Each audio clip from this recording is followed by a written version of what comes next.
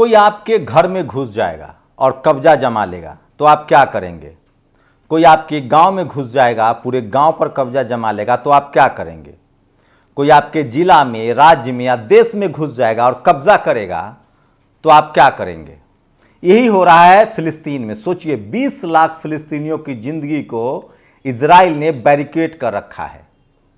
न उनको पानी मिल सकता है उसके बिना परमिशन के, न खाना मिल सकता है, न कोई हवाई जहाज है, न कोई एयरपोर्ट है, न वो कहीं जा सकते हैं। यहां तक कि दुनिया का कोई देश मदद भी करना चाहे तो वो नहीं कर सकता है। लेकिन सोचिए, इस तरह के आतंकी इजराइल का समर्थन भारत में कौन कर रहा है? जो भक्त हैं वही लोग कर रहे हैं जो कहते हैं कि कल पाकिस्तान जो है वो हो जाएगा फिलिस्तीन, कल आजम खान के खिलाफ हैं। ऐसे लोगों को पहचानिए और पूरी दुनिया में अच्छा हुआ इजराइल के नापाक इरादे पूरी दुनिया को पता चल गया है। और शायद ही दुनिया का ऐसा कोई देश है और भारत के भक्तों के अलावा जो फिलिस्तीन के खिलाफ है। यहां तक कि भारत सरकार, जो भक्तों के जो पिताजी हैं, जो भारत के प्रधानमंत्री हैं, उन्होंने भी इस सच्चाई को माना है और फिलिस्तीन को मदद पहुंचाई है। नमस्कार, मैं शंभू कुमार सिंह और आप देख रहे हैं नेशनल दस्तक। सोचिए, एक आपको वीडियो मैंने दिखाया था जो शुरू में, किस तरह से फिलिस्तीन के घर ढा दिए जा रहे हैं, पूरे देश पर बमबारी हो रही है। और वहीं भारत का एक सुदर्शन न्यूज का मनुवादी पत्रकार कहता है, पत्रकार तो है नहीं, ये पत्रकारिता सबको बदनाम मत कीजिए, ये मनुवादी है। ये कहता है कि इजराइल के यहूदी जो हैं वो भारत के यादव हैं। इससे पूछिए कि यादव ही क्यों, बावन क्यों नहीं? दरअसल बाल गंगाधर तिलक ने एक किताब तक लिखा था कि आर्यन कहां से आए। ये वही लोग हैं। सोचिए, ये किसी के सगे नहीं है, इनका इतिहास है। मैं बताऊंगा आपको आके किस तरह से इजराइल अब लेबनान पर हमला करना चाह रहा है। विश्व युद्ध छिड़ चुका है, दुनिया 2 खेमों में नहीं बट चुका है, एक खेमा है। और इजराइल के साथ कोई खड़ा नहीं होगा, न इंग्लैंड न अमेरिका। वो हथियार दे सकता है, खड़ा नहीं होगा। लेकिन फिलिस्तीन के लिए लेबनान, सीरिया, सूडान, मिस्र, तुर्की, इजिप्ट, पूरा मिडिल ईस्ट, सारे मुस्लिम कंट्री लड़ने के लिए तैयार हैं। उनके बेड़ा तैयार हो रहे हैं, उनके सैनिक तैयार हो रहे हैं। और यही नहीं, बमबारी भी होगी। इजराइल का बचना अब नामुमकिन है। और हो सकता है कि यहूदी के जो क्रिमिनल यहूदी हैं, जो आतंकी यहूदी हैं, नेतन्याहू जैसे, उनका वो बचना अब नामुश्किल है। तो सोचिए, मैं आ रहा था पहले आपको किस तरह से बाल गंगाधर तिलक ने लिखा था कि हम तो अंग्रेजों को ये कह रहा था, बाल गंगाधर तिलक कह रहे थे कि हम वेदास कम्स फ्रॉम अंटार्कटिका, मतलब हम बाहर से आए हैं। ये वही यहूदी हैं जिनसे क्रिश्चियनों की लड़ाई हुई सबसे पहले, इंग्लैंड के खिलाफ इन्होंने आतंकी संगठन बनाया। ये यही यहूदी हैं जिस पर हिटलर ने हमला किया, मुसोलिनी ने हमला किया। ये यही यहूदी हैं, सोचिए। और आज जो लोग यहूदी के साथ खड़े हैं वो कल तक ईसाइयों के साथ खड़े थे। तो ये तो एक इसका ऐतिहासिक पक्ष है। लेकिन वर्तमान ये है कि अब साफ हो गया है कि किसी भी कीमत पर इजराइल बचने वाला नहीं है। और सोचिए, विश्व युद्ध छिड़ चुका है, पूरा का पूरा, पूरी दुनिया के देश जो हैं वो फिलिस्तीन के साथ में खड़े हैं। सब लोग सहायता पहुंचा रहे हैं। और अब इजराइल का पाप ज्यादा नहीं चलेगा। बेंजामिन नेतन्याहू के खिलाफ सबसे ज्यादा विरोध प्रदर्शन जो है वो तेल अवीव, इजराइल में हो रहा है। लोग कह रहे हैं कि इसने अपनी सत्ता बचाने के लिए देश को युद्ध में धकेल दिया। सोचिए आप, 20 लाख आबादी है फिलिस्तीन की, एक एयरपोर्ट नहीं है, चारों तरफ से इजराइल ने उसको घेर दिया है, गुलाम बना लिया। उनके बच्चों को पानी नहीं है, पानी की ऐसी वहां कमी है। अब कह रहे हैं वेस्ट बैंक की तरफ जाओ। मतलब पहले इनकी कोशिश है कि गाजा पट्टी, यरूशलेम पर अब कब्जा है, अल-अक्सा मस्जिद पर कब्जा कर ले, गाजा पट्टी पर कब्जा कर ले, 10 लाख को पहले भगा दे वेस्ट की तरफ, उसके बाद में वेस्ट पर भी कब्जा करेंगे। अब ये चलने वाला नहीं है, क्योंकि दुनिया के तमाम वो मुस्लिम राष्ट्र एक साथ हमला के लिए तैयार हैं। और साथ में दुनिया भर के, एशिया के सारे, Thailand, Vietnam, Philippines, Singapore, Taiwan, Korea, south Korea और चाइना, रूस, सब के सब इजराइल के खिलाफ हैं, फिलिस्तीन के साथ हैं।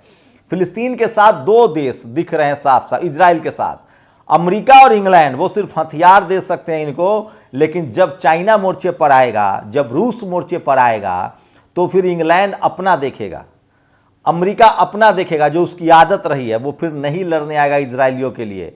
नेतन्याहू ने सोचिए किस तरह से पूरे इजरायली के जिंदगी को खतरे में डाल दिया है।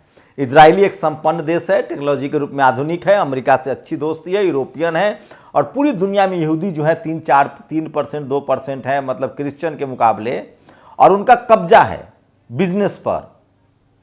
और सोचिए ये सुदर्शन वाला कह रहा है कि यादव जो है यहूदी है। अरे यहूदी 52 है, 52। ठीक जैसे 3% लोगों का भारत पर कब्जा है, सारे बिजनेस पर, नौकरियों पर, मीडिया, जुडिशियरी, कॉलेज, यूनिवर्सिटी, वैसे ही यहूदियों का पूरी दुनिया के बिजनेस, मीडिया, जुडिशियरी, टेक्नोलॉजी पर कब्जा है। और इसीलिए उनको पास संसाधन है, लेकिन पूरी जिंदगी उनके अब यहूदियों की चाल नहीं चलेगी। और दुनिया भर के जो दूसरे देश के यहूदी हैं, एलन मस्क के यहूदी हैं, मार्क जुकरबर्ग के यहूदी हैं, ये लोग अब इजराइल के साथ नहीं खड़ा होगा, क्योंकि इजराइल के पाप का घर अब भर गया है। मासूमों की मौत, महिलाओं की मौत, बुजुर्गों की मौत का हिसाब देना पड़ेगा। दुनिया का शायद ही कोई ऐसा देश है जहां विरोध प्रदर्शन नहीं चल रहा है। और लेबनान के डर से तो लगभग 50,000 से ज़्यादा इजरायली भाग रहे हैं। दुनिया भर के इजरायली जो मदद करते थे इजराइल की, वो हाथ खींच रहे हैं। दुनिया भर के इजरायली जो आना चाहते थे इजराइल धार्मिक वजहों से, वो नहीं आना चाह रहे हैं। तो सोचिए एक सनकी ने, सनकी कहिएगा, बेंजामिन नेतन्याहू सनकी है, अपनी सत्ता बचाने के लिए उसने देश को युद्ध में धकेल दिया, एशिया को युद्ध में धकेल दिया, और हो सकता है कि ये विश्व युद्ध करा दे। लेकिन सोचिए दुनिया भर की मीडिया की हकीकत क्या है। सोचिए यूरोप की जो जितनी मीडिया है वो सिर्फ और सिर्फ इजराइल के साथ है, क्योंकि इंग्लैंड और अमेरिका उसके साथ है। लेकिन जितने मुस्लिम कंट्री के पत्रकार हैं, अल जजीरा हो, तमाम, वो गाजा में जाकर रिपोर्टिंग कर रहे हैं। लेकिन भारत की मीडिया की हकीकत देखिए, ये तो 2 कदम आगे है, ये पूरी तरह से इजराइल के साथ है, लेकिन भारत सरकार जो है वो फिलिस्तीन के साथ है। राहत सामग्री गई है, और ये जो सुदर्शन वाला है, ये जो इसको भेजा जाए इजराइल या फिलिस्तीन, इसको भेजा जाए, ये लोग दरअसल इजराइल और फिलिस्तीन के बहाने भारत सरकार को मिसगाइड कर रहे हैं और भारत के मुसलमान को प्रोपगेट कर रहे हैं। इनकी एजेंडा क्या है? ये न इजराइल जाने वाले हैं न फिलिस्तीन जाने वाले हैं, ये खुद 52 हैं। तो सोचिए यादव समाज को इसका विरोध करना चाहिए। खुल के कह रहा है, मैं तो 52 कह रहा हूं, ना मैं किसी जाति का नाम ले रहा हूं, ना किसी धर्म का नाम ले रहा हूं, मैं तो 52 कह रहा हूं।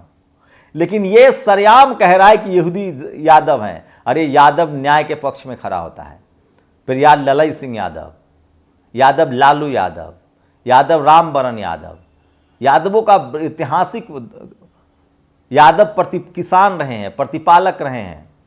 वो अपने कृष्ण को अपने आप को वंशज मानते हैं। अगर कृष्ण का पूरा कैरेक्टर देखिए तो वो न्याय के साथ खड़े हैं। तो सोचिए किस तरह से इस मनुवादी पत्रकार ने यादवों का अपमान किया और उसकी यहूदी से तुलना कर रहे हैं।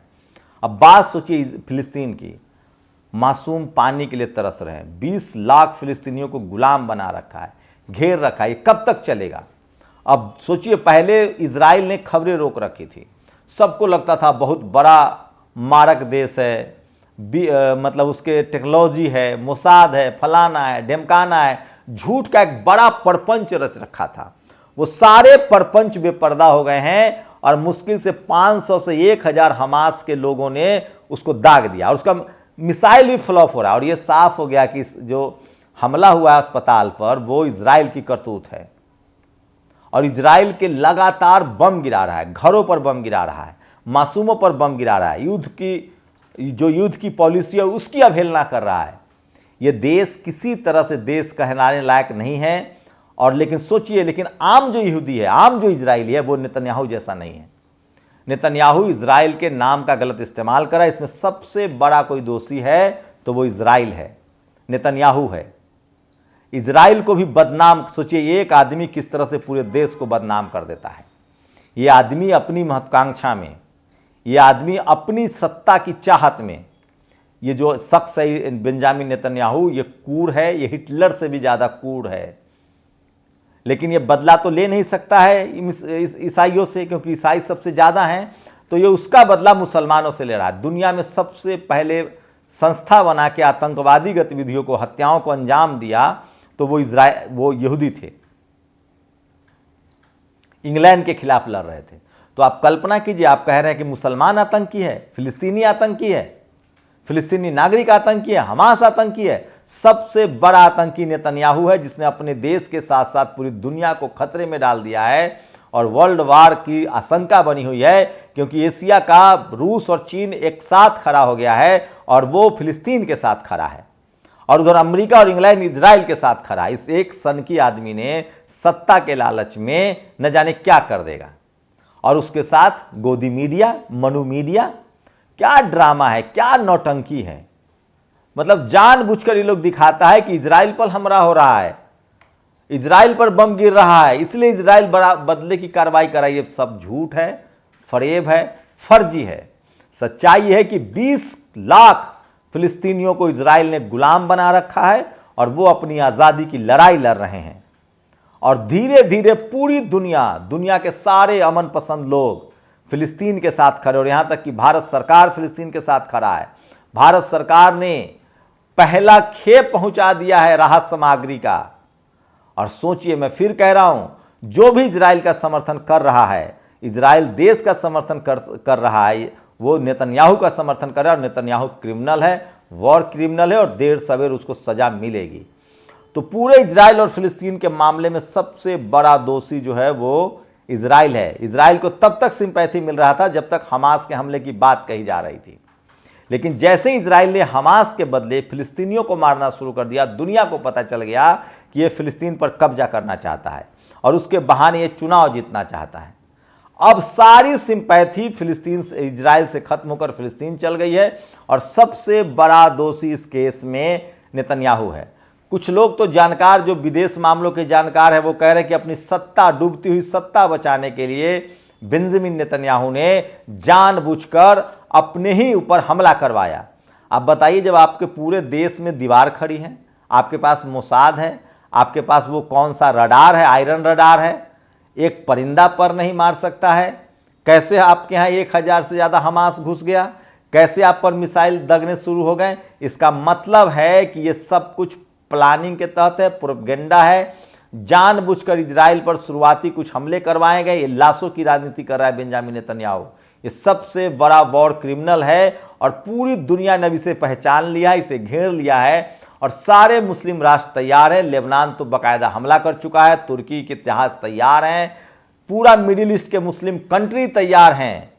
अब इजराइल की बदमाशी खत्म हो गई। फिलिस्तीनियों को जितना अत्याचार सहना था सह लिया। अब फिलिस्तीन आज़ाद हो जाएगा, लिख लीजिए, क्योंकि अब इजराइल के साथ दुनिया का कोई भी देश खड़ा नहीं होगा, क्योंकि पता चल चुका है कि इजराइल जो है वो अत्याचार कर रहा है, और बेंजामिन नेतन्याहू सरदार है, आतंकियों का सरदार है, और सबसे बड़ा वॉर क्रिमिनल बेंजामिन नेतन्याहू है।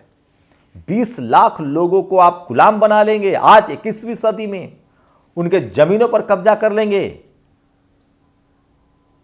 फिलिस्तीन साफ हो गया है कि फिलिस्तीनी अपनी आज़ादी की लड़ाई लड़ रहे हैं, उनका कोई लेना देना नहीं है आतंकी संगठनों से।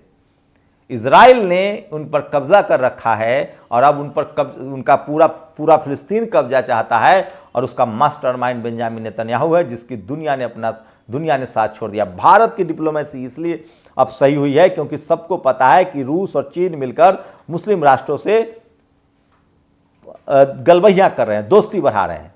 अगर भारत इजराइल के साथ जाएगा तो ये सारे रूस और चीन मिलकर पूरे एशिया पर कब्जा कर लेंगे।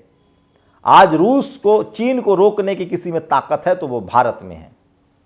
पूरी दुनिया मानती है कि चीन को कोई रोकेगा तो भारत रोकेगा, और इसीलिए पूरा एशिया के जो देश हैं और खासकर जो चीन के पड़ोसी देश है वो भारत की तरफ देखते हैं। और भारत की जो रणनीति है उसमें साफ है कि चीन अलग थलग पड़ जाएगा, और भारत के साथ पूरे मुस्लिम कंट्री, पूरा साउथ ईस्ट एशिया, तमाम जापान, थाईलैंड, वियतनाम, ये सब भारत के साथ आ गए हैं। और अब न चीन की दाल गलेगी न इजराइल की दाल गलेगी। आप लोग अपनी प्रतिक्रिया जरूर दीजिए, इजराइल दोषी है या फिलिस्तीन सही है? न तो इजराइल भी सही है अपने देश के तौर पे, फिलिस्तीन भी सही है। ये सब कुछ किया धरा बेंजामिन नेतन्याहू का है, जो अपनी सत्ता बचाने के लिए कर रहा है। जैसे भारत में अपनी सत्ता, जैसी बॉर्डर पर तनाव है, पता करो चुनाव तो नहीं है। और ये सारे फैक्ट्स आपको कोई मनुवादी मीडिया नहीं दिखाएगा। जातिवादी मीडिया नहीं दिखाएगा। और इस सुदर्शन वाला कह रहा है कि यादव यहूदी हैं, यादवों को इस पर डिफेमेशन करना चाहिए। आप लोग अपनी प्रतिक्रिया जरूर दीजिए। शुक्रिया। नेशनल दस्तक की आपसे गुजारिश है कि अगर इसको बचाना चाहते हैं तो नेशनल दस्तक को सब्सक्राइब करने के लिए रेड कलर के सब्सक्राइब बटन को दबाएं, फिर बेल आइकन की घंटी दबाएं। नेशनल दस्तक को बचाने के लिए बहुत जरूरी है कि हर खबर को शेयर करें, लाइक करें, कमेंट जरूर करें।